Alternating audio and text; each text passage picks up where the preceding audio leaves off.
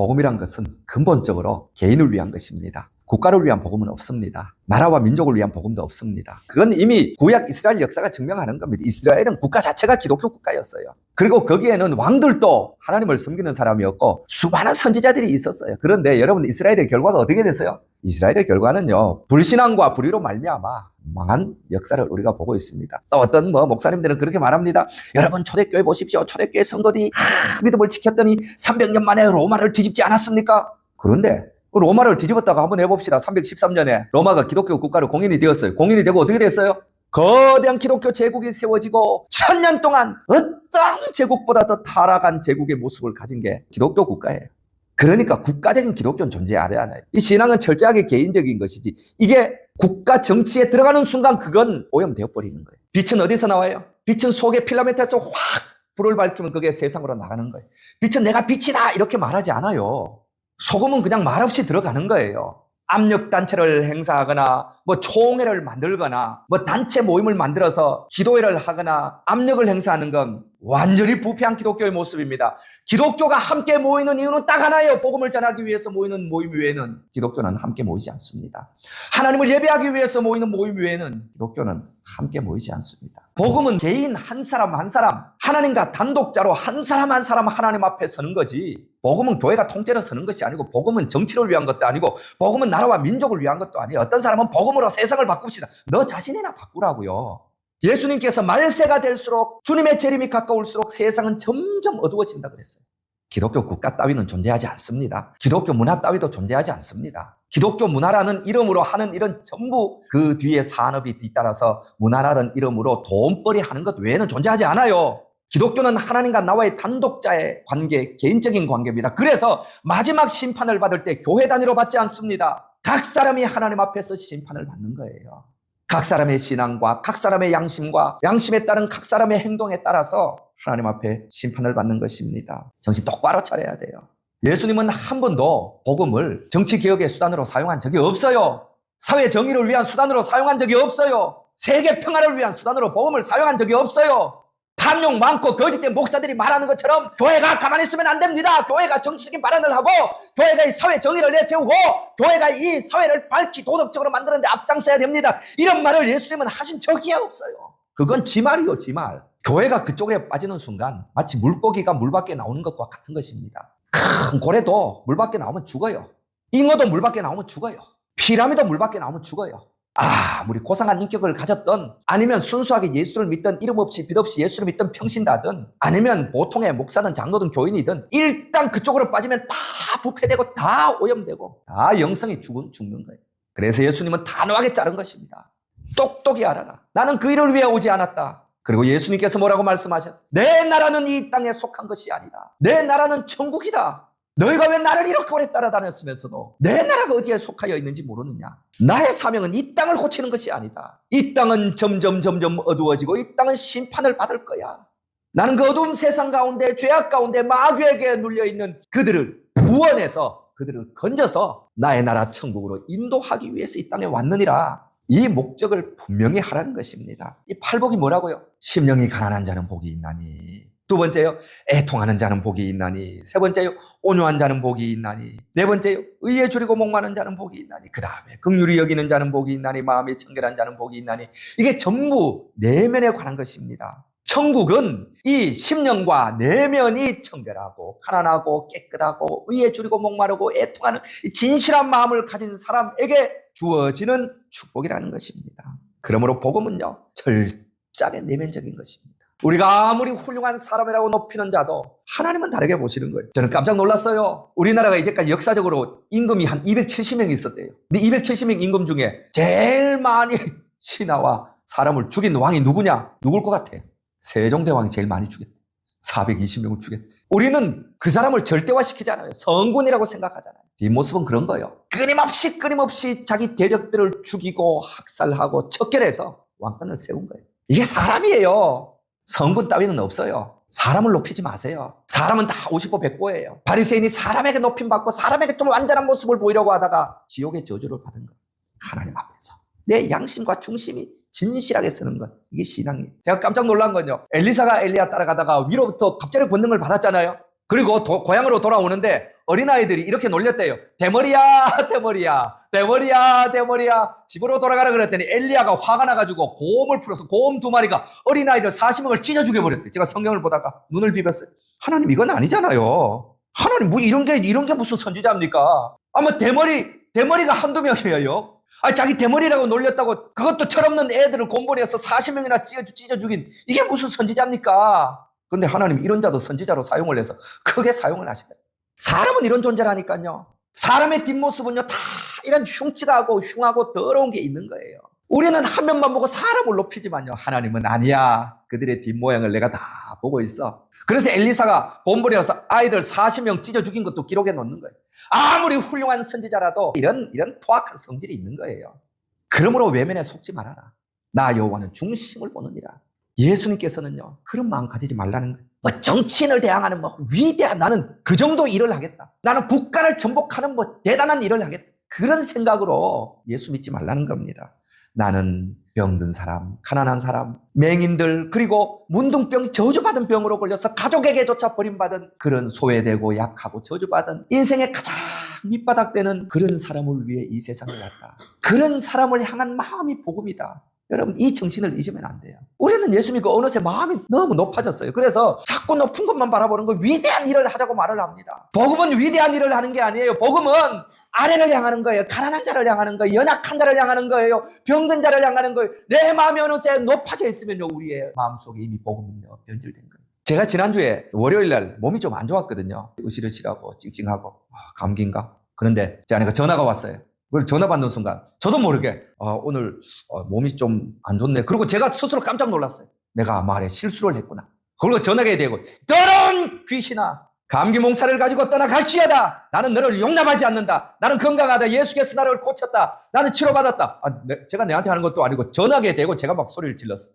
제 아내는 또 그걸 잘 들어요. 예수 이름으로 떠나갈지어다. 나는 용납하지 않는다. 그러고 났더니 조금 있다가 몸에 열이 확 나더니 몸살이 싹 사라졌어요. 완전히 사라졌어요. 제가 그걸 체험하고 깨달은 게 있어요. 아하, 우리가 병이든 가난이든 우울증이든 절망이든 환영하면 안 되겠구나. 무엇든지 처음에 자르는 것이 중요한 것입니다. 우울증 걸린 사람이 달 하는 말이 뭔지 알아요? 나 우울증이에요. 나 우울해요. 나 요즘 얼마나 우울한지 몰라요. 그건 계속해서 우울증을 불러들이는 거예요. 모든 건 초기에 차단을 해버리세요. 예수 이름으로 우울증은 떠나갈지어다. 예수 이름으로 병은 떠나가라. 귀신아 떠나갈지어다. 얼마나 놀라운 말씀인지. 마태복음 12장 29절에 보면 사람이 먼저 강한 자를 결박하지 않고서 어떻게 그 강한 자의 집에 들어가 그 세간을 강탈하겠느냐. 결박한 후에 그 집을 강탈하리라. 강한 자를 결박하시기를 축원합니다. 마귀를 결박하세요. 귀신을 결박하세요. 친구를 삼지 마세요. 어깨동무하면서 친구 삼으면서 내 인생이 나아지리라고 생각하지 마세요. 제가 책을 읽다가 김혜영이라는 사람에 대한 짧은 글을 읽고 너무 감동을 받았습니다. 김혜영, 이 사람은 1965년생이에요. 아주 옛날 사람도 아니에요. 그런데 어머니는 우울증에, 아버지는 알코올 중독자인 집안에 태어났어요. 아버지가 어느 날 술을 먹고 와서 딸내미라고 기분 나쁘다고 발로 차버렸어요. 애가 날아가서 벽에 부딪혔는데 척추가 부러졌어요. 척추장애가 일어나서 그때부터 키가 안 자라요. 키가 1m 34cm. 그리고 아버지가 죄책감에 자살을 해버렸어요. 어머니는 애비 잡아먹은 이 딸년, 이 못된 년, 이 애비 잡아먹은 딸년아 죽어라 구박을 하는 거예요. 그래서 초등학교 마치고 14살에 가출을 해서 신고살이를 시작했어요. 여러분 적어도 이런 인생은 아니잖아요. 신고살이를 하다가 내가 이렇게 살아서는 안 되겠다 싶어서 기술을 배우러 갔어요. 편물 기술을 배우러 가서 하루에 14시간씩 일하면서 편물 기술을 배운 거예요. 그래서 2년 만에 1984년도 편물대회 나가서 한국에서 금메달 따고 1985년도 국제기능 1등을 했어요. 19살. 그런데 편물을 배우면서 친구의 전도로 예수를 믿게 된 거예요. 예수 믿는 게 얼마나 귀한 거예요.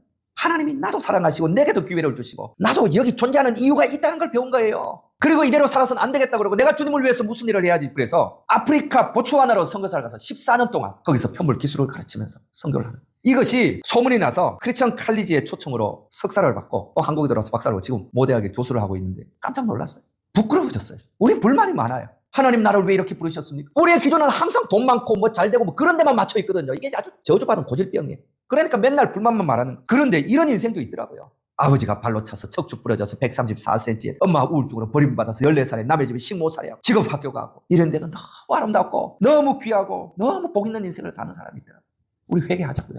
우리 정말 불만 가지지 말자고요. 눈을 너무 높은 데 주고 어떤 환상적인 것을 기준으로 정하여서 항상 거기에서 나를 내려다보면서 내 인생에 불만을 느끼는 이런 인생 더 이상 하지 말자고요. 하나님은 개별적으로 부르셨어요. 이 김혜영이라는 이 사람도 하나님이 개별적으로 부르셨어요. 우리가 보기엔 너무너무 지옥 같고 너무너무 절망 같고 도저히 인생을 살아갈 수 없는 그런 인생 같지만 이 여자의 마음속에는 하나님이 나를 개별적으로 부르셨다. 내게도 하나님의 이유가 있고 목적이, 그리고 자기 인생을 간 거예요. 저는 오늘 여러분에게 권면합니다. 각자 자기 인생을 가시기를 축원합니다. 옆을 보지 마세요. 높은 곳을 보지 마세요. 내 인생, 오늘 맡겨준 내 자리에서 내 인생을 가는 거예요. 여러분 왜 고민하십니까? 여러분의 길을 너무 높은 곳에 국가적으로 사회적으로 세상의 영에 오염을 받아서 그렇습니다. 그러나 복음은 나를 위한 것입니다. 이걸 깨달을 때 지금은 광야요 지금은 사막이지만 멀지 않아 그런 주장이 반드시 펼쳐질 것입니다. 죽음이 있느냐 삶이 있느냐는 중요하지 않습니다. 하나님께서 내게 개별적으로 주신 이 인생, 여기에 충성하는 것이 복음적인 삶입니다. 공동체를 위해, 민주국가를 위해, 교회를 위해 이런 거창한 복음에, 거창한 거짓말에, 거창한 구호에 속지 마십시오. 하나님은 나를 위해 오셨습니다. 개별적으로 구원하시고 나의 내면을 살리시고 능력을 주시고 가난한 자를 향하게 하시고 개별적으로 소명을 감당하게 하시고 이 속에서 마치 필라멘트의 불이 반짝하면 전 세계가 비추어지듯이 그저 나는 내 길을 살아갈 뿐입니다. 나의 길에 충성할 뿐입니다. 그러나 나의 길에 빛을 받은 사람들이 예수를 믿을 것이요 소망을 얻을 것이요 회복될 것이요 그들도 용기를 얻어서 나처럼 살아가게 되는 이게 복음입니다. 타락한 종교, 죽은 종교의 특징은 규칙이 많다는 거예요. 규율이 많은 것입니다. 법칙이 많은 거예요. 많은 법칙을 만들어 놓고 그 법칙 하나하나에 매이도록 하는 것이 죽은 종교의 특징입니다. 교회가 죽어버리면요 생명력은 없는데 규칙이 많아요. 안식일에 밥 사 먹으면 안 된다, 안식일에 뭐 밖에 나가면 안 된다, 안식일에 이것도 못하고 안식일에 저것도 못하고 온갖 규칙을 가지고 사람을 얽매우는 폭압이 있는 것입니다. 이 예수님이 오실 때 유대 종교는요 생명도 없고 능력도 없는 죽은 종교예요. 종교의 형식만 남아있는 그런 종교입니다. 규칙이 많아요. 예수님께서 오셔서 이 규칙을 다 깨부셔버린 거예요. 진리를 알지니 진리가 너희를 자유케 하리라. 그리고요 깨부셔버린 거예요. 예수님이 이걸 인용하면서 착각을 하셨어요. 그래서 아히멜렉 시대라고 해야 되는데 아비아달 시대라고 예수님이 잘못 말씀하신 거예요. 자, 여러분 예수님이 잘못 말씀하실 수 있을까요? 갑자기 혼란스러워지죠. 예수님도 잘못 말씀하실 수 있어요. 예수님도 인성을 가지고 계셔서 인용에 오류가 있는 거예요. 사람들은 이런 문제를 만나면 또 이렇게 변명을 합니다. 이거는 필사하는 사람들이 필사하고 옮기는 과정에서 실수한 거지 예수님은 분명히 아히멜렉이라고 말을 했다. 그럼 내가 묻고 싶어. 당신 그럼 원본 봤느냐? 원본은 없어요. 전부 사본 된 걸 이걸 성경을 만든 거지. 원본은 애초에 없습니다. 그 원본을 보지도 않았는데 당신 그런 말 하느냐? 아니 믿음상 그렇게 이야기를 해야 좀 불경이 덜할 것 같은 느낌을 가지는 거예요. 여러분 그렇지 않아요. 예수님께서 착각을 하신 거예요. 저는 이게 얼마나 고마운지 몰라요. 사도행전 7장 14절에 보면 스데반이 이스라엘 역사를 설교하면서 이렇게 말합니다. 야곱의 가족 75명이 애굽으로 내려갔느니라. 그런데 창세기 46장 27절 찾아보면요 75명이 아니에요. 70명이 내려갔어요. 아니 성령님이 감동해서 썼다면서 어떻게 이렇게 오류가 있을 수 있어요? 지나치게 여러분 축자 영감을 고집하지 마시라는 거예요. 성경은 글자 한자 한자를 성령께서 다 감동을 해서 그 사람 손가락을 붙들고 한자 한자 다 강제적으로 축자를 기록했다. 아니에요. 가끔 보다 보면 몇 절 없음 이렇게 써놓잖아요. 아니 축자 영감인데 어떻게 없음이 있을 수 있어요? 없음이라는 것은 성경에 있는 걸 뒤에 보니까 사본에 없어서 후대 학자들이 빼버린 거예요. 이거 근래에 일어난 일이에요. 축자인데 어떻게 뺄 수 있어요? 성경은 축자 영감이 아닙니다. 전체적 창세기부터 요한계시록까지 하나님의 창조와 예수님의 구속과 그리고 마지막 종말까지 이 거대한 창조와 구속사와 종말의 물줄기가 하나로 유기적으로 연결이 되어서 일제매력도 거짓 없이 이가 딱딱 맞아서 구속사에서 흠이 없는 그런 무오라는 입장에서 성경이 무오하다는 것이지 글자 한자 한자가 절대 틀리지 않는다. 그러니까 이런 것에 지나치게 여러분 집착하지 마세요. 이단들의 특징이 뭐냐면요 문자 하나하나를 지나치게 집착을 해서 거기에 매이는 거예요. 여러분 사람의 육체가 아무리 잠을 12시간 자고 이틀을 잠잔다 해도 마음이 무거우면요 몸이 편안하지 않습니다. 내 마음이 불안하고 내 마음에 무거운 짐이 있고 내 마음에 걱정이 가득하고 내 영혼에 죄책감이 있고 그러면요 아무리 쉬어도 절대로 편안하지 않아요. 몸이 찌부덕하고 다음날 일어나면 몸이 천근 같아요. 그래서 이 안식일은 육체가 쉬는 날과 더불어서 반드시 예배하는 날로 지켜야 되는 거예요. 왜냐하면 우리 영혼이 쉬어야 마음도 쉬고 육체도 쉬는 그런 구조로 하나님이 우리를 만들어 놓았기 때문에 그렇습니다. 우리의 마음의 낙심과 우리의 마음의 불안한 이 모든 짐을 해결하는 방법이 어디냐면 하나님을 바라보는 거예요.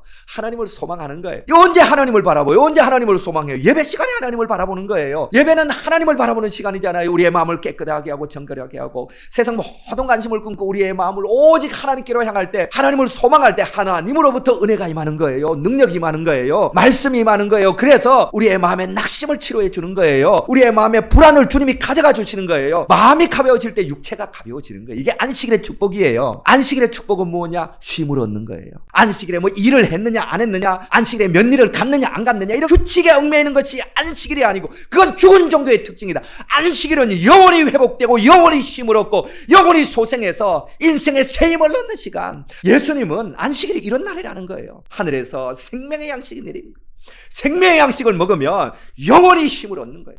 하늘에서 생수가 내리고 생수를 마시면요, 영혼의 불안함이 사라지는 거예요. 여러분, 질병이 얼마나 사람을 고통스럽게 하는지 아세요? 몸살 걸리는 것도 무서워요. 관절염 한번 걸려보세요. 계단 오를 때마다 그게 얼마나 무서운지. 예수님은 이 병 걸린 사람에 대한 측은한 마음이 있었어요. 굳이 안식일에 안 고쳐도 돼요. 굳이 안식일에 병 고쳐서 예수님이 비난받을 일이 뭐가 있어요? 안식일 지나고 뭐 다음날 평일에 고치면 되죠. 그런데 예수님은 병자에 대한 긍휼의 마음이 있었던 거예요. 저 병을 가지고 이제까지 살아오면서 얼마나 힘들었을까? 저 병을 가지고 살아오면서 얼마나 생활이 고통스럽고 공고했을까? 내일로 미루기에는 그 병을 너무 불쌍히 여기신 것입니다. 그래서 비난받음에도 불구하고 기꺼이 병을 고쳐 주시는 거예요. 저는 우리 모두에게 이런 긍휼의 마음이 있기를 원합니다. 병든 사람에게 가서 당신 병든 거 낫게 해달라고 기도하지 마세요. 병은 하나님이 더 큰 은혜를 주시고 우리를 성숙시키려고 하는 거니까 그거 귀하게 여기고 참으세요. 그런 폭력이 어디 있어요? 물론 하나님께서는 더 큰 은혜를 예비하고 계셔요. 그건 하나님 앞에서 내가 단독자로 서서 말씀을 듣거나 성경을 볼 때 나 스스로 깨닫는 거예요. 욥기가 그 이야기잖아요. 욥이 병들었어요. 만신창이가 되었어요. 기왓장으로 몸을 긁었어요. 욥의 새 친구가 와서 한 이야기가 뭐예요? 하나님이 회개하라고 주신 기회다. 잘 참으면 그거 점점 하나님을 가까이 할 수 있는 기회고 너를 거룩하게 할 수 있는 기회다. 너를 성숙시킬 수 있는 기회다. 마지막에 뭐라고 합니까? 하나님이 저 욥의 새 친구 나쁜 놈들 내가 심판하리라. 고통당하는 사람 앞에 가서 어디 그딴 소리를 하느냐. 남의 상처에 대해서 쉽게 말하지 말라고요. 예수님에 대해서 오해하지 마세요. 예수님 정말 마음에 들어요. 그들의 마음이 완악함을 탄식하사 노하심으로 그들을 둘러보시고. 예수님도 가끔 잘 노하시더라고요. 소리도 치시고 상도 둘러 엎으시고 독사의 새끼들아 정죄도 하시고. 어떤 사람들은 예수님을 비둘기로 만들어놨어요. 예수님은 항상 웃어야 되고 예수님은 항상 오냐 해야 되고 예수님은 항상 부드러워야 되고 말랑말랑한 마시멜로가 누가 그렇게 만들어요? 성경에 그런 게 어디 있어요? 거침없이 바리새인과 논쟁하시고 꾸짖으시고 오늘 또 노하심으로 일으켰어요. 이렇게 세우고는 예수님께서 그 사람에게 이르시되 내 손을 내밀라 하시니 내밀매 그 손이 회복되었더라. 할렐루야. 저는 이 말씀이 얼마나 좋은지 몰라요.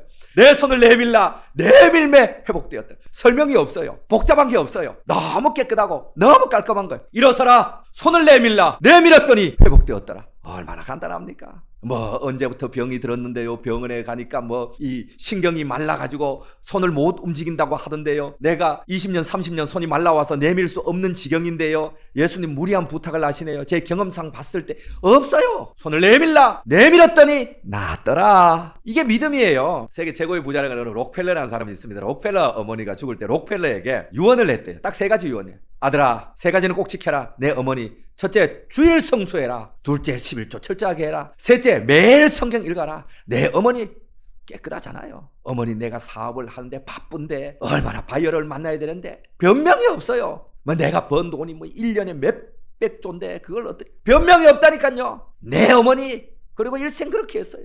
주일 성수해라. 이건 시간을 하나님께 바치는 거잖아요. 11조 해라. 끝없는 돈에 대한 탐욕을 언젠가나 딱 끊어서 스탑 하고 주님 앞에 드리는 거잖아요. 매일 성경 읽어라. 내 영혼을 위해서 하나님 앞에 결단하는 거잖아요. 그래서 부자지만 훌륭하다고 칭찬을 듣는 겁니다. 단순한 거예요. 생각을 너무 많이 하지 마세요. 기적이 없는 것이 아닙니다. 생각이 너무 많은 거예요. 내 생각이 기적을 막는 거예요. 아멘은 누구나 할 수 있어요. 여러분 아멘 얼마나 잘합니까? 한국 교회는 아멘 박사들이 앉아 있어요. 아멘. 어떤 사람은 아멘. 그러고는 끝이에요. 잊어버려요. 이 한나는 엘리가 내년에 자식이 있으리라 아멘 했어요. 그 다음에 성경이 기가 막힌 거예요. 그 얼굴에 수색이 없으니라. 할렐루야. 수색이 사라졌어요. 근심이 사라졌어요. 오늘 애가 있어요? 없어요. 분인 나가 격동하는 그 격동이 사라졌어요. 그대로 있어요. 아니 부부관계를 10년을 했는지 15년을 했는지 그런 많은 관계에서도 애를 못 낳는데 아이고 이번에 가서 남편과 부부관계 한다고 애가 들어설 거나 이런 생각 하지 않겠어요? 일절 없어요. 내년 이맘때 자식이 있으리라 아멘하고 얼굴에 수색이 없으니라. 저는 여러분에게 이런 믿음이 있기를 축원합니다. 제가 류마티스 관절염 걸렸었잖아요. 6개월 동안 나무젓가락처럼 다리도 굽히지 못하고 병신으로 살았잖아요. 근데 왜 제가 6개월 동안 고침을 못 받은지 아세요? 마음이 복잡해서 그래. 성경을 그때 은혜 받고 무지하게 많이 읽었어요. 하루에 막 150장씩 200장씩 하루 종일 성경을 읽었어요.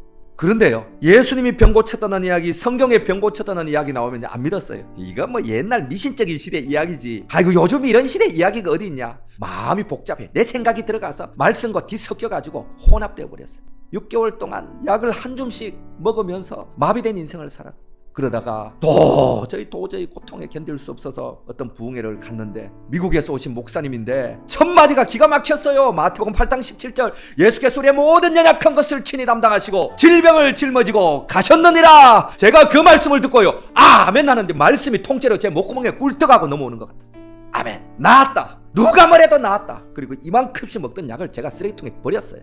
여러분 중요한 게 있어요. 누가 버리라고 한다고 버리지 마세요. 목사가 버리라고 한다고 버리지 마세요. 부흥사가 버리라고 한다고 버리지 마세요. 순수한 내 믿음에 100% 내 믿음의 결단으로 하세요. 믿음이 없으면 버리지 마세요. 그러면 죽어요. 믿음이 오거들랑 버리세요. 저는 나았다 깨끗하게 간단하게 믿었어요. 버렸어요.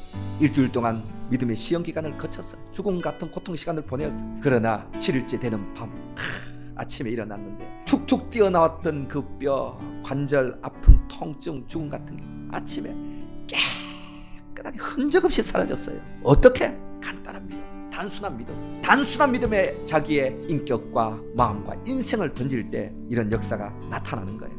아픈 사람 아픈데 손을 얹고 기도합니다. 살아계신 하나님 아버지, 오늘 병자를 위해서 기도합니다. 우리 주 예수 그리스도께서 우리의 모든 연약한 것을 친히 담당하시고 병을 짊어지고 가셨다고 말씀하셨으니 이 말씀을 그대로 믿고 단순하게 믿고 온전히 믿음으로 말미암아 모든 병든 자가 병에서 해방을 얻게 하여 주시옵소서. 믿는 자들에게 이런 표적이 따르리니 병든 자들에게 손을 얹은 적 나리라고 약속을 했습니다. 내가 예수 이름으로 명하노니 손을 얹은 곳마다 질병은 떠나갈지어다. 질병의 뿌리는 사라질지어다. 더러운 질병의 귀신 그 몸에서 흔적없이 나갈지어다. 병의 증세와 병의 뿌리가 흔적없이 몸에서 떠나갈지어다. 예수 이름으로 꾸짖노니 각 사람의 몸에서 손을 얹은 질병의 부위에서 모든 질병과 질병의 귀신들은 떠나갈지어다. 머리부터 발끝까지 성령의 생수가 흘러넘치고 예수 그리스도의 치료하신 보배 피로 말미암아 깨끗함을 입을지어다. 할렐루야. 감사드리며 예수님 이름으로 기도드리옵나이다. 아멘. 우리가 요한계시록을 전부터 이렇게 읽어가다 보면 특별한 점을 발견합니다. 이 마지막 때 하나님께서 이 세상에 대해서 이야기하지 않는다는 거예요. 세상 정치 이렇게 하라 이런 이야기 없어요. 국가 이렇게 경영하라 이런 이야기 없습니다. 이렇게 이데올로기가 이게 옳고 이게 틀리다 이런 이야기가 없어요. 이건 전부 세상 이야기예요. 순수한 복음에 대해서 이야기하십니다. 그리고 교회에 대해서 이야기를 하시는 거예요. 하나님의 관심은 교회에 있어요. 하나님의 관심은 세상에 있지 않아요. 하나님의 관심은 정치에 있지 않습니다. 저는 이 시대를 보고 통탄하는 게 얼마나 많은 목사들이 세상 정치에 잡혀 있어요. 국가 이데올로기에 잡혀 맨날 무슨 공산당은 안 됩니다. 뭐 자유민주주의 이런 되지도 않는 소리만 하고요. 성경은 뭐라고? 주의 종은 주님의 손에 잡혀 있는 거예요. 요한복음 3장 31절에 보면 위로부터 오시는 이는 만물 위에 계시고 땅에 속한 이는 땅에 속하여 땅의 것을 말하느니라. 땅에 속한 자는 항상 땅의 것을 말하는 거예요. 위로부터 오시는 분 누구예요? 예수님은 위의 것을 말하는 거예요. 그리고 34절에도 하나님의 보내신 이는 하나님의 말씀을 하시나니 이는 성령을 한량없이 주심이라. 성령 받은 종은요 항상 하나님 나라 이야기를 이야기하는 거예요. 하나님과 나와의 순수한 복음, 영생과 구원과 천국에 대해서 이야기하는 거예요. 저는 우리 교회가 그런 교회가 되기를 바랍니다. 여러분 자신을 너무 책망하지 마세요. 나 같은 놈은 하나님이 안 쓰실 거예요. 아니에요. 나 같은 놈도 쓰는데 여러분도 다 사용하시는 거예요. 여러분의 장점을 보세요. 여러분의 좋은 점을 보세요. 하나님이 여러분의 장점을 칭찬해 주는 거예요. 이 영지주의, 이게 교회에 엄청난 해를 끼쳤어요. 우리는 구원받았으니까 우리가 어떻게 살든 우리의 행위가 얼마나 더럽든 우리 구원에는 영향을 미치지 못해.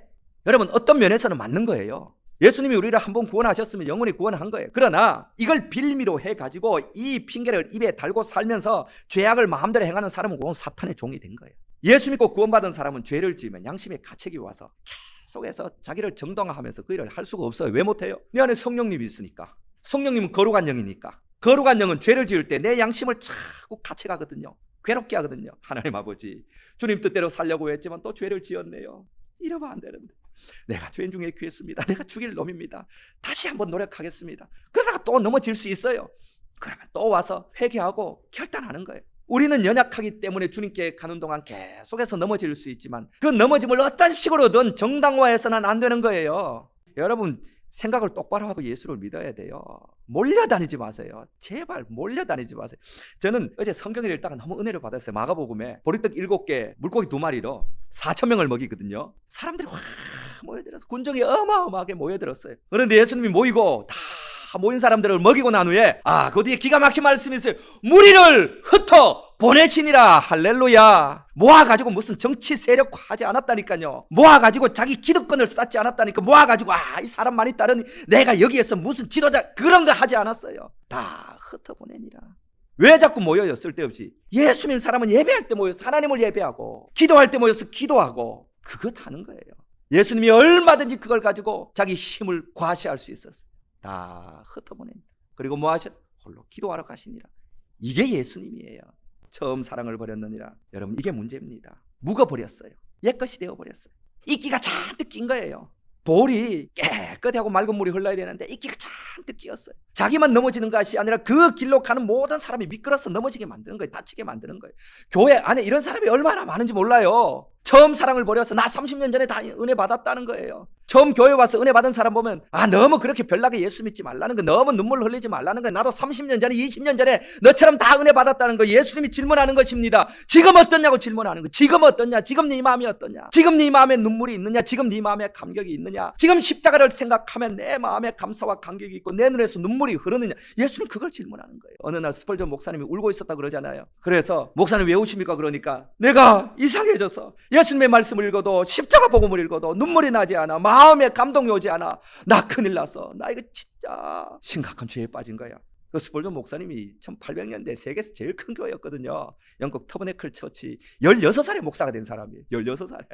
여러분, 진짜 위기는요, 십자가를 읽어도 감격이 없는 거, 복음을 들어도 복음에 감격이 없는 거, 다 아는 거, 날마다 듣는 거. 내 마음에 이끼가 잔뜩 끼었어요. 여러분, 이끼가 씻겨 나가려면 큰 폭풍 같은 비가 와서요, 큰 물이 나면요, 돌이 굴러서 이끼가 깨끗하게 씻겨지는 거예요. 그러면 그 길을 지나가도 미끄러지지 않아요. 넘어지지 않아요. 전 여러분의 마음의 이끼가 씻어지기를 축원합니다. 여러분, 우리는 자주 주님 앞에 회개해야 돼요.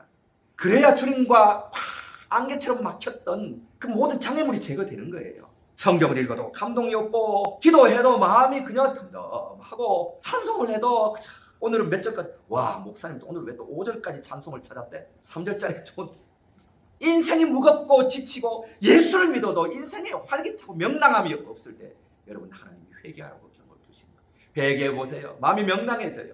회개해보세요. 마음이요 반짝반짝 빛나는, 마음이 밝아져 어깨 무거운 짐이 사라지는 거예요. 인생이 찌부둥하고 마음이 찝찝하던 모든 것이요, 큰 물이 와서 이끼가 깨끗하게 씻기면 반짝반짝 돌이 새로워지듯이 우리의 마음이 반짝반짝하고 새로워지는 축복을 누리는 것입니다. 이게 회개의 은혜예요. 전 여러분, 이런 회개의 은혜를 누리시기를 축원합니다. 여러분, 굳은 살이 베긴 심정이 뭐예요? 항상 이건 옳으냐 아니, 유대 종교가 굳은 살이 베겼잖아요. 마음에 굳은 살이 베겼. 그 유대 종교가 한 일이 뭐예요? 그건 율법에 맞느냐 틀렸냐 이것만 하는 거예요. 옳고 그름만 판단하는 거예요. 예수님께 와서 주여, 이 여자가 가늠하다가 잡혔는데 죽이리까? 옳습니까? 그렇습니까? 옳습니까? 그렇습니까? 맨날 이것만 말하는, 여러분, 옳고 그름만 따지는 교회, 그건 죽은 교회. 예수님이 뭐라고 하십니까? 너는 죄 안 지었냐? 넌 숨겨놓은 죄가 없냐?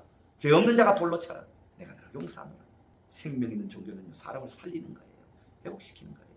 제가 두루두루 잘못했습니다. 이렇게 회개하지 말라는 거예요. 그때 그 사건 있잖아. 기억이 잘 안 나지? 그거 있는데 용서해 주길 바라. 그렇게 하지 말라는 거예요. 어디서 떨어졌는지 정확하게 알고 그 사건으로 돌아가서 회개하라는 거예요. 엄지손가락 부러졌으면 엄지손가락 고치라는 거예요. 아무리 가까이 있어도 검지 고쳐서 엄지가 낫지 않는다는 거예요. 이게 회개의 가장 중요한 원리예요. 한국교회는 일제강점기에 전 교회적으로 신사참배를 했습니다. 여러분은 교회 역사를 모르니까 그렇죠. 한국교회가 신사참배하면서 신사참배하면 반대하는 주기철 목사님 2단으로 정지했어요. 그런 거 모르죠.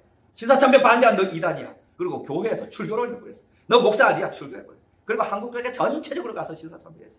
신사의 계절하는 것은 국민들에다 그러고 신사참배했어. 그리고 해방이 뜻하지 않게 해방이 됐어요. 기대하지도 않았는데 해방이 됐어요. 그런데요, 해방되고 나니까 어떻게 했는지 알아요? 신사참배 거절한 사람만 잘한 게 아니다. 우리가 신사참배에서 우리가 교회를 지켰으니 우리가 한국교회를 지킨 공로자다. 얼마나 뻔뻔합니까? 그리고 주기철 목사를 갑자기 높이기 시작했어요. 한국의 순교자 그러고 출교했던 사람을 불러서 높이기 시작하면서 그 사람들이 남쪽으로 왔어요.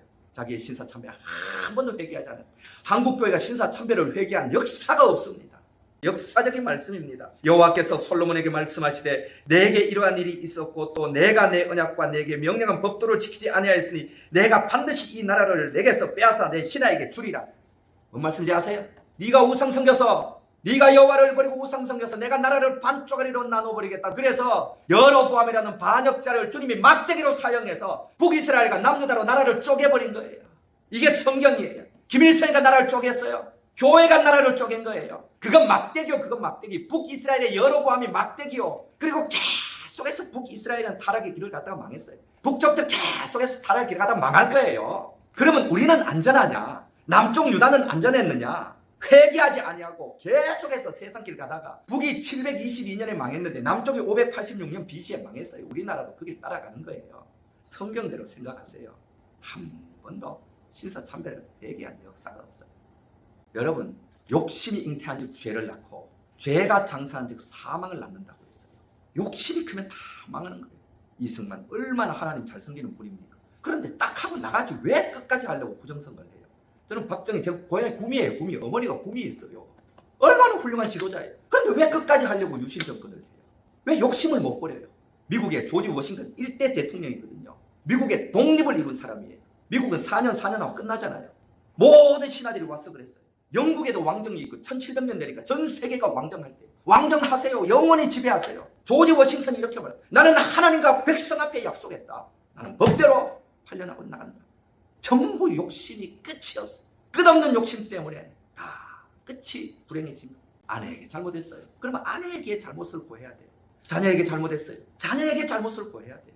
남편에 대해서 아내에게 상처를 입히는 도덕적인 죄를 범하고 못할 짓을 했다면 아내 앞에 앉아서 여보 내가 이러이러한 죄를 지었는데 당신한테 잘못을 고합니다. 이렇게 말을 해야 이게 회개가 되는 거예요. 하나님께만 한다고 회개가 되는 게 아니에요. 누구의 돈을 떼먹었으면 하나님 돈 떼먹은 죄를 용서하여 주옵소서 그랬으면 돈 떼먹은 그 사람에 가서 최대한 있는 대로 보상을 하고 없으면 내가 없네 용서해 주기. 그렇게 하는 것이 회개입니다. 어디서 떨어졌는지 생각하고 회개하라. 이 회개를 안 한 거예요. 우리는 하나님께만 하면 다 되었다 그러고 입사 닦아버린 거예요. 그러니 해결이 안 되는 것입니다. 어려운 것입니다. 회개는 축복입니다. 회개는 이기는 길입니다. 회개가 승리의 길입니다. 회개가 나를 깨뜨리고 비참해지고 내가 비난을 받고 내가 초라해지는 것 같지만 하나님 보시기에는 회개가 이기는 길이에요. 회개하는 자를 하나님이 승리자로 보아주시는 거예요. 회개하는 자는 승리하는 길입니다. 회개하는 자는 하나님의 낙원에 이르는 길입니다. 회개하는 자는 생명나무를 먹는 길입니다. 여러분, 회개가 축복의 원천이에요. 회개가 회복의 원천이에요. 회개가 하나님의 가장 큰 은혜입니다. 회개하면 마음의 천국이 임합니다. 여러분, 인생이 지부동하고 어깨에 짐이 무거울 때 회개의 은혜가 임하면요 인생이 산뜻해지는 거예요. 명랑해지는 거예요. 마음이 밝아지는 것입니다. 관계가 회복되고 관계의 천국이 임하는 거예요. 낙원의 열매를 먹게 되는 것입니다. 하나님께서 여러분에게 이런 회개의 은혜를 주시기를 축원합니다. 지금 우리나라는 좌우가 갈라져서 극한 대립을 하고 있습니다. 살만한 세상이 되고 그만하면 안 싸워도 잘 먹고 살 것 같은데 서로가 죽일 듯 싸웁니다. 아주 총만 들려주면 서로가 죽이고도 남을 정도로 지금 극한 대립을 하고 있습니다. 그리고 그 사람들이 하는 말을 들어보면 또 일면 맞아요. 상대방의 약점은 또 얼마나 그렇게 잘 아는지 몰라요. 그런데 그들의 약점은 뭐냐면 상대방의 약점에 대해서는 그렇게 잘 철저하게 파헤치는데 자기에 대해서 말을 안 한다는 거예요. 이게 문제예요. 너는 어떠냐 물을 때 나에 대해서는 묻지 말라는 거예요.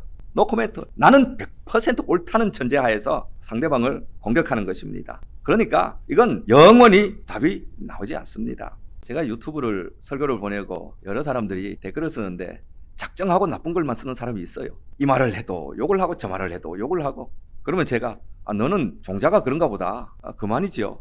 그런 사람은 항상 그러니까 언급할 가치가 없는 거죠. 근데 어떤 사람은 이 말을 하면 훌륭하십니다 그랬다가 조금 다른 말을 하면 욕을 하는 사람이 있어요. 11조 돈 없으면 하지 마세요. 그러니까 너무 좋아하는 거예요. 11조 안 해도 되는구나. 좋아하다가 록펠러 11조에서 복 받았습니다. 그랬더니 또 화가 나가지고 너도 똑같은 놈이구나. 이렇게 왔다 갔다 하는 사람이 있어요. 자, 곤란한 사람이. 마지막 사람은 아멘, 은혜 받았습니다. 감사합니다. 신앙생활 잘하겠습니다. 이런 사람이 있어요. 이 사람은 정말 씨 뿌리는 비유에 나온 그 밭처럼 옥토예요. 착하고 좋은 마음으로 씨앗을 받아서 인내로 결실하는 자니라. 이런 사람은 신앙이 무럭무럭 자라는 좋은 교인입니다. 마음이 나쁜 사람은 교회 와도 은혜를 못 받아요. 마음이 순수하고 착하고 마음이 기경된 말처럼 부드러운 사람이 은혜를 받는 거지, 마음이 딱딱하고 편견에 사로잡힌 사람은 교회 100년 다녀도 은혜를 못 받습니다. 저도 아주 못된 인간이었어요. 저는 교회 가서 뭐 팔짱 끼고 설교 들었어요. 목사님 박수 치자 그러면 일부러 팔짱 꼈어요. 박수 칩시다. 왜 팔짱 끼세요? 일부러 다리 꽈어요. 목사님 보라. 못된 놈이었어. 교회 100년 다녀도 안 돼. 저는 3대째 예수 믿었어요. 어릴 때부터 교회 다녔어요. 주일학교 학생회 전도도 열심히 했어요. 그런데 교회 열심히 다니는 거랑 내가 하나님께 은혜 받고 내 마음이 깨어지고 부셔져서 보들보들한 기경된 옥토가 되는 거라. 이건 하늘과 땅 차이예요. 여러분 교회 와서 은혜 받으시기를 축원합니다. 마음이 은혜 받고 보들보들한 옥토가 되어야 돼. 제가 은혜 받고 깨어지고요. 2시간 동안 눈물 콧물 흘리고 회개하고 나서 제가 제일 먼저 바뀐 게 뭔지 아세요? 교회 갔을 땐 앞자리에 앉았어요. 그리고 박수가 잘 되더라고요. 은혜 받기 전에는 박수 치라 그러면요, 이게 천금보다 더 무거웠어요. 안 올라갑니다. 절대로 안 올라가요. 은혜 받으니까요 박수가 그냥 저절로 되는 거예요. 쉬워지는 거예요. 광화문에서 집회를 하잖아요. 거기 두드러진 말이 뭐냐면 공산당을 때려잡자는 말이에요. 그 공산당이 왜 나쁘냐 물어보면 독재하지 않냐? 어떻게 독재하냐? 세습하냐죠. 세습. 국가가 지 거냐? 아, 국가가 국민 거지. 국민이 투표해서 지도자를 뽑아야지. 어떻게 3대째 세습하냐? 막 소리치더라고요. 거기 소리치는 목사님들이 다 큰 교회, 대형 교회, 보수교회 목사님들이거든요. 내가 이렇게 살펴봤어. 진짜인가? 북한은 세습해서 나쁘대. 그런데 가만보니까 자기들이 다 세습하더라고. 북한 때려잡지 않은 금남교회 김홍도 목사님 아들한테 세습했더라. 연세중학교회 그것도 아들한테 세습했더라고. 광민교회 그것도 아들한테 세습했더라. 명성교회 그것도 아들한테 하더라. 저는 정말 속으로 웃어요. 사람들이 이렇게 어리석을까? 상대방 세습한다고 저렇게 비난하면서 저들이 앞에 서서 다 노골적으로 다 세습을 하는데 저게 눈에 안 보일까? 여러분 사람이 눈이 멀면요 지성이 마비되는 거예요. 깨달음이 없으면요 성경에 멸망하는 짐승보다 못하다 그랬어요. 사람이 정상적이고 합리적인 생각을 가지면 한마디 내야 되잖아요. 아, 저기 세습하는 건 나쁜 건데 인정하겠습니다. 그런데 목사님도 왜 그러십니까? 그러지 말아야죠. 이게 합리적인 인간인데 눈이 가려지면요 상대방을 책망하느라 내 잘못이 전혀 보이지 않는 거예요. 갑자기 우리나라에 선지자들이 너무 많아졌어요. 온통 골짜기마다 교회마다 전부 선지자들이 생겼어요. 교회 사명은 국가가 바른 길로 가도록 선지자 사명을 감당하는 것이라는 거예요. 저 양반들이 언제부터 선지자가 돼서 저렇게 국가를 해서 정의로웠지? 가만 생각해보니까 역사가 얼마 안 되더라고요. 독재 정권 들어와서 부정선거하고 인권을 유린하고 자기 백성들을 살인하고 구테타 일으키고 그럴 때 한국 교회 전부가 한결같이 한 말이 뭔지 아세요? 교회는 오로지 기도할 뿐이다. 정치와 종교는 분리된 것이요 교회는 오로지 기도할 뿐이지 교회가 나서서 이렇게 해라 저렇게 해라 하는 건 성경의 뜻이 아니다. 맞는 말이죠. 그리고 입을 꼭 다물고 한마디도 안 하더라고요. 그렇게 백성들을 살인하고 인권을 유린하고 부정부패를 해도 오직 기도할 뿐이요. 그리고 그렇게 입을 다물고 있더니 어느 순간에는 막 몰려 나와가지고 소리를 외치는 거예요. 제가 왜 그럴까 그러고 봤더니 그 속에 인간의 비굴함이 있는 거예요. 인간의 비겁함이 있는 거예요. 인간의 탐욕이 있는 거예요. 그때는 외치면 잡혀가서 고문당하거든요. 그때는 외치면 잡혀가서 고문당해 죽어요. 그런데 자유천지가 왔어요. 뭐라고 말해도 안 잡혀가는 세상에 왔어요. 얼마나 좋은 세상입니까? 그러니까 막 와서 외치는 거예요. 그러면서 자기는 마치 국가를 위해서 선지자 사명을 감당한다고 가면을 뒤집어 쓰는 거예요. 저는 이런 것들이 너무 싫어요.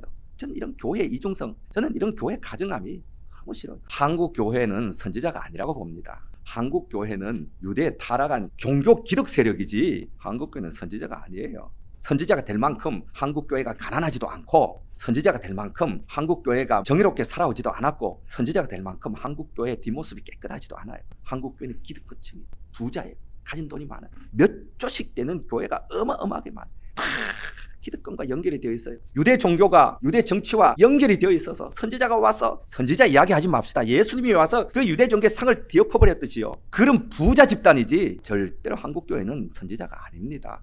이데올로기에 신앙이 종속되어 버렸어요. 계명의 첫째가 나 외 다른 신을 위하지 말라. 이거 절대적 계명이에요. 나 외 다른 신을 위하지 말라. 이 계명이 사라지면 교회는 사라지는 거예요. 그런데 대통령이 무당 구슬해도 무당을 불려들여서 별짓을 다 해도요 이제까지 공산당 때려잡자는 말만 하지 이 우상 섬기는 일에 대해서는요 이 한국 우파 기독교 보수 기독교가 한마디도 하지 않아요. 제가 물어볼게요. 한마디 하던가요? 대통령이요 어찌 우상을 섬깁니까? 어찌 구슬합니까? 그건 가증한 겁니다. 교회 이름으로 한 번이라도 말하는 거 들어봤어요?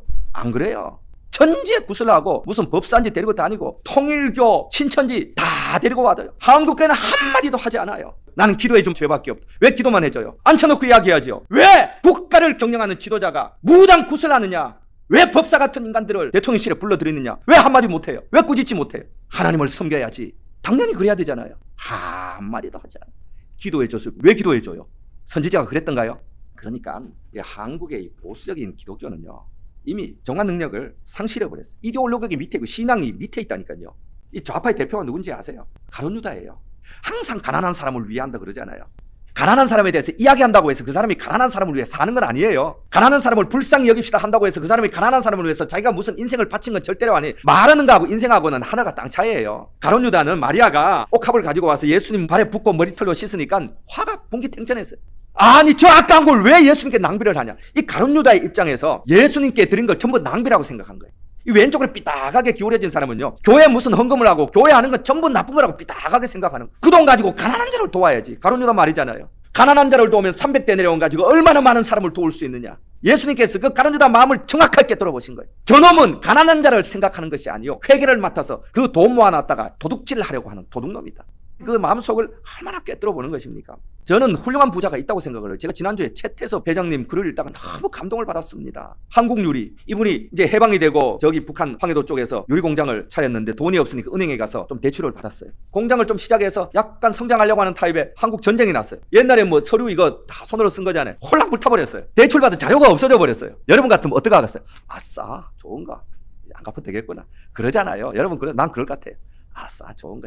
이제는 안 갚아도 되겠다. 사람 마음이 다 그래요. 안 갚아도 돼요. 아니 서류 다 불타버리고 전쟁통에 뭐 누가 빌려가지고 아무것도 몰라요. 그런데 이 최태섭 청년이 돈을 막 모아가지고 그 돈을 가지고 은행 담당자한테 온 거예요. 피난 가려고 준비하는 은행 담당자를 붙들고 돈 갚아야 됩니다. 그때 얼마 빌렸는 거 갚겠습니다. 그러니까 은행 담당자가 멍하니 보는 거예요. 당신 지금 제정신이냐? 전쟁통이다. 탁 불타버렸다. 없다. 안 갚아도 된다. 얼마 빌린지도 모른다. 그냥 피난 가면 뭘 돈을 갚느냐? 이 최태섭 청년이 그렇게 말. 하나님이 알고 내가 아는데 빌렸습니다. 받으세요. 그리고 막 강제로 돈을 갚았어요. 그리고 피난한 싹 남쪽에 가서 6.25 전쟁이 끝나고 다시 은행에 돈 빌리러 갔는데 아무것도 없잖아요. 하나님이 사람을 그렇게 예비하는 거예요. 그때 은행에 돈 안 받는다고 한 직원, 돈을 안겨줘도 맡긴 그 직원이 은행에 있는 거예요. 담보도 아무것도 없어요. 빈털털 몸 하나밖에 없어요. 그런데 그 은행 직원이 이 사람 믿을만하다. 이 사람은 신용인이다. 그래가지고 돈을 빌려줘서 한국유리라는 큰 기업을 일으켰잖아요.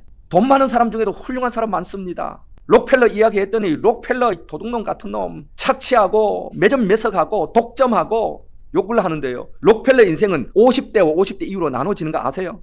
50대 중반에 머리가 빠지고 눈썹이 빠지고 불면증이 오고 음식을 먹으면 막 토하고 해서 병원에 갔더니 당신 너무 스트레스 받아서 요대로 살면 죽어요. 요게 죽음의 증세니까 당신 돈에 대한 욕심을 버려요.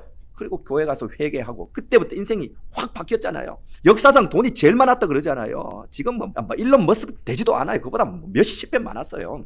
그 돈을 가지고 내가 전 세계에 자선사업을 하고 교회를 지어야겠다. 교회 몇 개 지었어요? 교회를 5,900개를 지었어요. 전 세계에.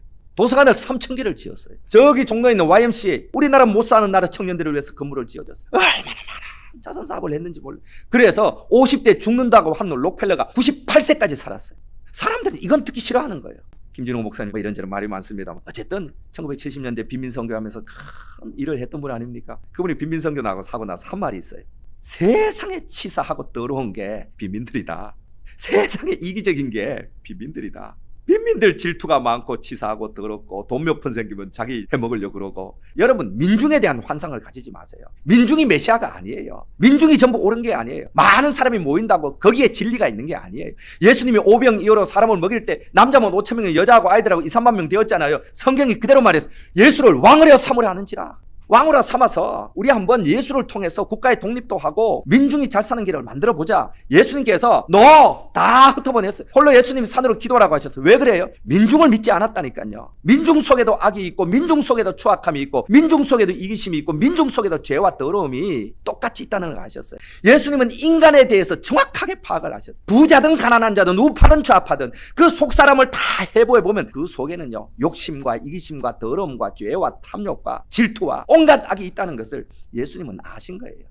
그래서 예루살렘 기득권 종교에 가서 상도 뒤엎어버리고 이 성을 내가 헐어버리리라, 그런 말씀도 하셨지만요, 예루살렘에 들어갈 때 나귀를 타시고 호산나 이제 우리를 구원하소서. 나귀 타는 건 구약 성경 아는 이스라엘 사람 입장에서는 이건 왕의 행렬이에요. 메시아라는 거예요. 그렇게 할 때 그 민중을 믿지 않았어요. 다 흩어버렸어요. 그리고 성전에 들어가서 말씀 전하고 병 고치고 있으니까 사람들이 화가 난 거예요.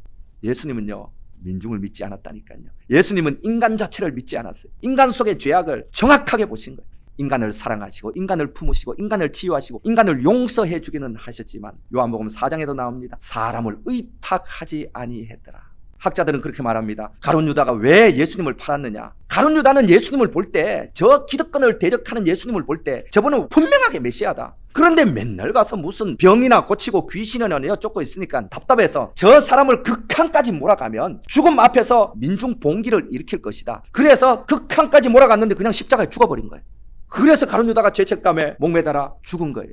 12제자 중에 한 사람이 누구예요? 마태, 세리 마태. 세관에서 유대인들 돈 찾고 가는 매국노잖아요. 세리는 매국노예요. 그 다음에 4절 뒤에 보면요, 가나안인 시몬이라는 사람이 나옵니다. 이 가나안인, 여러분 주 보면 열심당원이라고 나오잖아요. 젤롯당원. 이 사람은요, 독립운동 혁명파예요. 혁명파.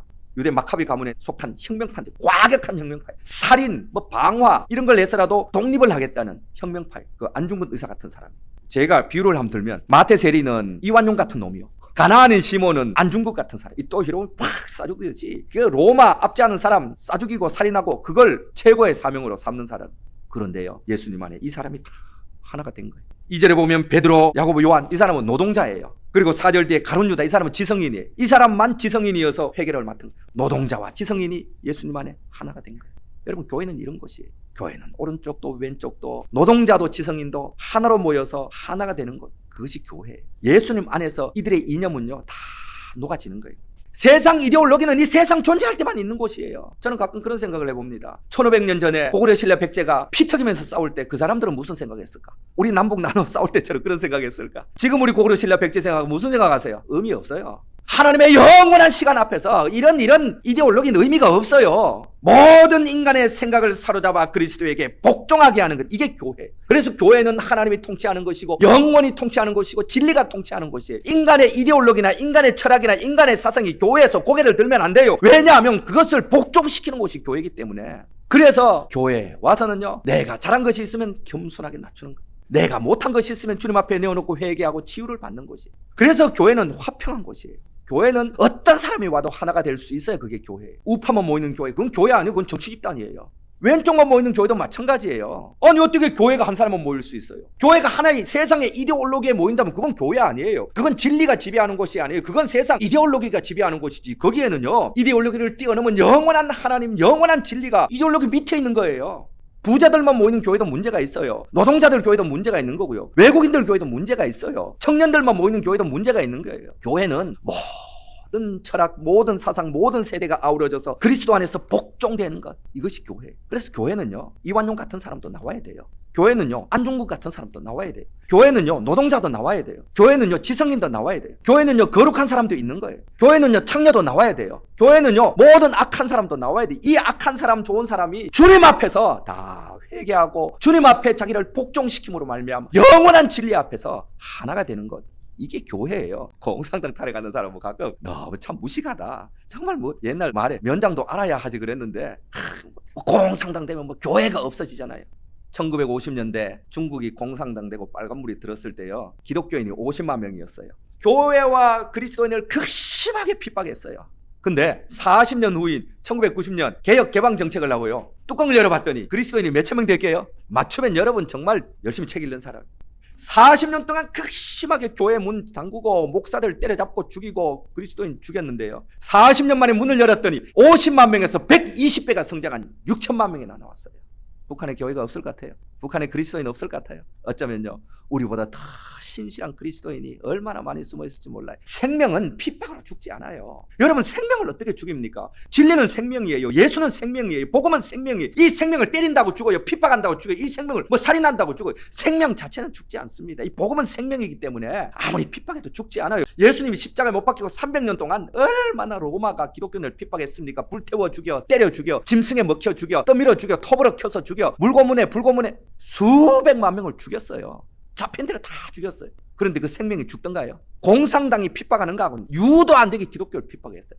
씨를 말린다고 그랬어요. 그런데요, 생명은 죽지 않습니다. 예수는 생명이, 복음은 생명이 300년 만에 로마를 점령한 거예요. 생명을 왜 그렇게 수치스럽게 생각하세요? 무슨 체제 하나 바뀐다고 생명이 죽을 것 같아요? 뭘 그렇게 두려워하세요? 정말 두려워할 것은요, 이 순수한 생명이 오염되는 거예요.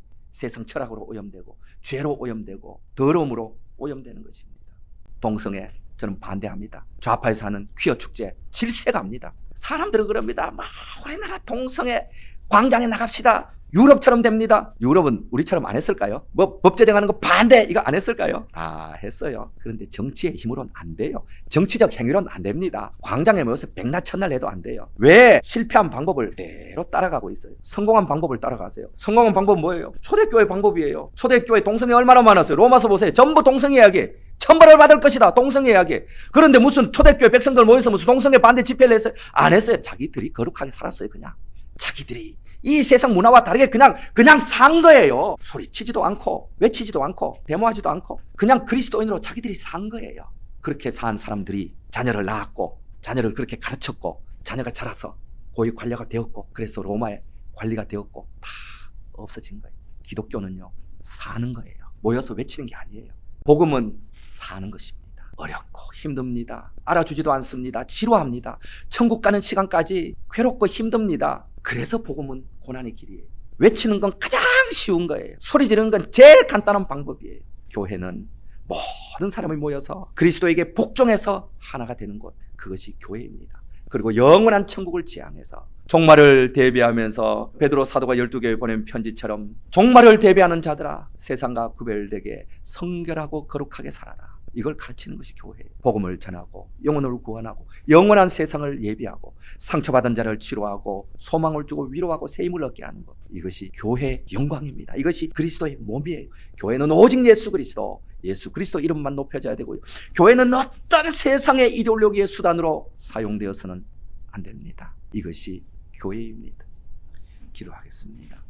제게 큰 은혜를 끼쳤던 목사님이 한 분 계신데 이중표 목사님이라는 분입니다. 이분이 평소에 목회를 할 때도 별세 목회라고 해서 한국교회에 아주 큰 은혜를 끼쳐서 결국 하나님께 갈 건데 결국 주님 앞에 서서 다 심판을 받을 건데 뭘 그렇게 욕심을 부리고 탐욕을 부리며 그렇게 목회를 하느냐. 그리고 한국교회 목사님들을 많이 깨우치고 돌아가실 때도 꽃한물 남기고 다 나눠주고 무일푼으로 돌아가셨어요. 교회 두 개 얼마나 큽니까? 요즘 같으면 둘 중 하나는 아들에게 주면 좋겠다 그럴 건데 아들도 목회자였거든요. 아들에게 안 줬어요. 공정하게 외부에서 목사님을 초빙해서 교회를 맡기고 그렇게 순교자처럼 세상을 떠나셨습니다.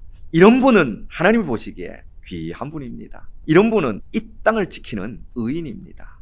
하나님이 이 땅을 보시고 이 땅을 판단하실 때 세상의 죄를 보시고 땅을 판단하지 않습니다. 하나님이 이 땅을 보시고 이 땅을 긍휼히 여기실 때는 이 땅에 의인이 얼마나 있느냐 그걸 보시는 거예요. 소돔성이 얼마나 더러웠습니까? 이 도시가 완전히 이거는 썩어 빠진 도시예요. 그런데 하나님이 그 도시를 심판하려고 할 때 기도하잖아요. 그 도시에 있는 의인은 어떻게 하시겠습니까? 하나님이 말씀합니다. 그 도시에 의인 10사람이 있으면 내가 그 도시를 심판하지 않고 내가 그 도시를 긍휼히 여기리라. 그러니까 하나님이 이 세상을 심판하는 건 죄가 많아서 심판하는 게 아니에요. 이 세상을 심판하는 건요, 이 세상에 하나님이 긍휼히 여길 만한 의인이 없어서 심판을 하는 것입니다. 동성애 넘친다고 시청에서 소리치는 거 그건 완전히 잘못된 거예요. 그 사람 죄를 욕하지 마라. 세상은 원래 그런 것이다. 내가 이 땅을 판단하고 이 땅을 심판할 때 기준은 딱 한 가지야. 이 땅에 내가 긍휼히 여길 만한 의인이 얼마나 있느냐. 하나님이 그걸 보신다는 거예요. 그리고 그 책임은 그리스도인된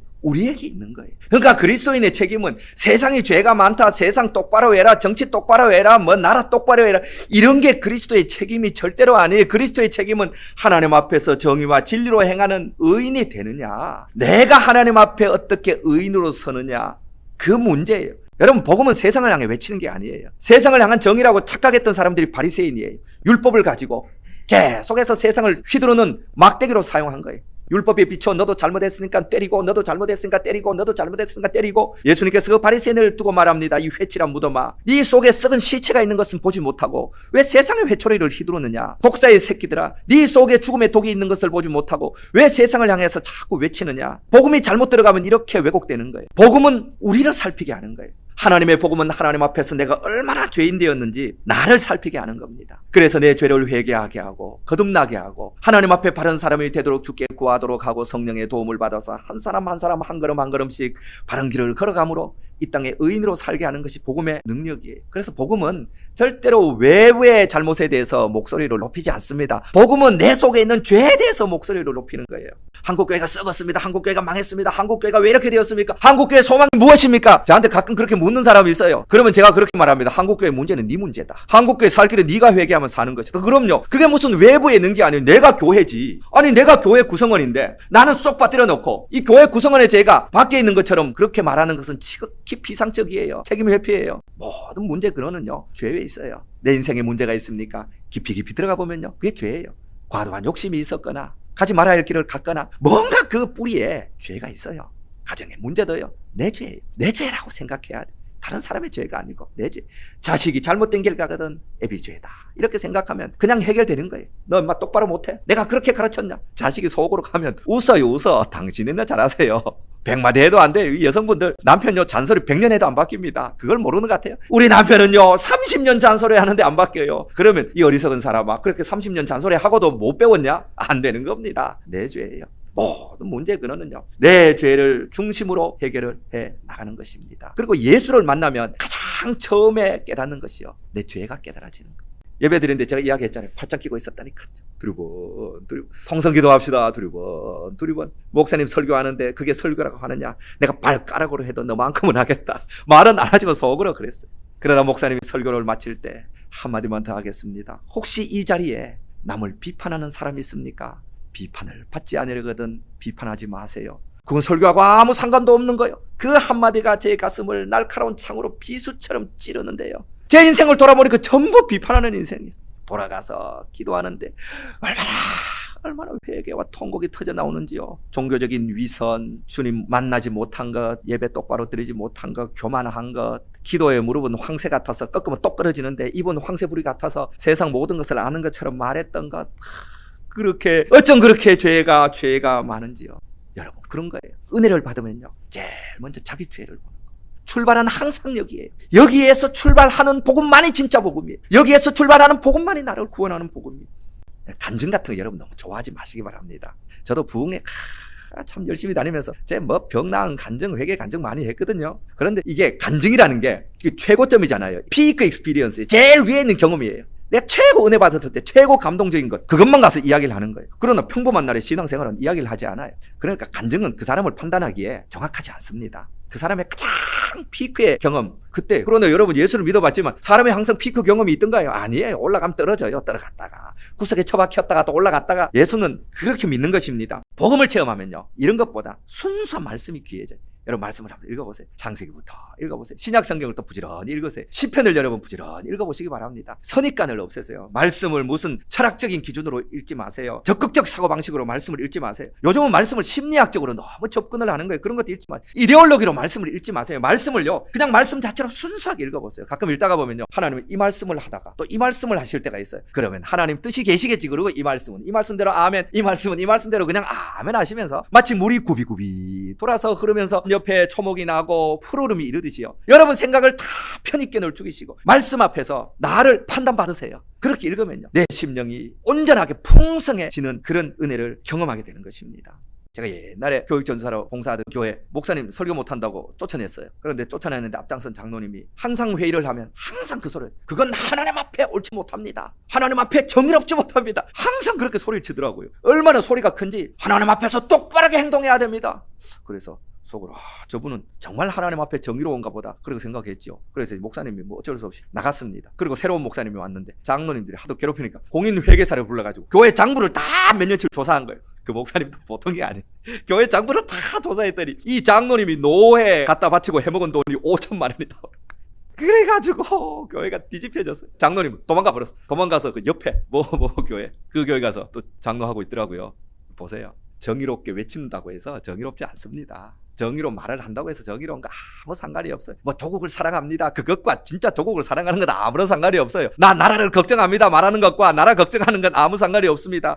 교회가 걱정입니다. 그 사람이 교회 걱정이라고 말한다고 해서 그 심령 속에 진짜 교회를 걱정하는 게 그거 아니에요. 그거 속지 마세요. 이 예수 믿는 사람은 화가 날 때가 있어요. 싸울 때도 있어요. 그러나 어느 정도 가면 자기 속에 성령께서 딱 말씀을 하십니다. 그 이상은 안 돼. 그 이상 가면 너 이방인 되는 거야. 그 이상 가면 그건 이방인들이 하는 짓이지 그 이상 가면 안 돼. 성령께서 딱 하시는 말씀이 있어요. 그런데 이 복음을 체험하지 못하고 교회에 와서 나사를 돌리잖아요. 나사를 돌리면 이게 픽 돌아가는 거 있죠. 픽 돌아서 아무리 돌려도 쪼이다가 픽 돌아가고 쪼이다가 픽 돌아가고 교회에 와서 은혜 깊숙이 들어가지 못하고 은혜가 픽 돌아간 사람, 내 심령 속에 복음이 깊이 박히지 못하고 복음 밖에서 종교적인 형태만 배운 사람은요 끝까지 가버리는 거예요. 도자기가 있어요. 예수 믿을 때 주님 앞에 회개하고 바짝 깨어진 사람은 도자기가 확 깨어진 것과 같은 거예요. 그걸 이렇게 붙여놔 보세요. 평소에는 이렇게 붙여있는 것 같지만 조금만 압력을 가하면 확 깨지는 거예요. 그래서 주님 앞에 회개하고 깨어진 경험을 하는 사람은 죄를 지을 때가 있어요. 좀 강팍해지는 것 같을 때가 있어요. 좀 잘못된 길을 가는 것 같을 때가 있어요. 그러나 어느 순간이 되면 주님 앞에 딱 멈추고 깨어지는 거예요. 하나님, 제가 잘못했습니다. 하나님 용서해 주옵소서. 항상 선을 넘지 않아요.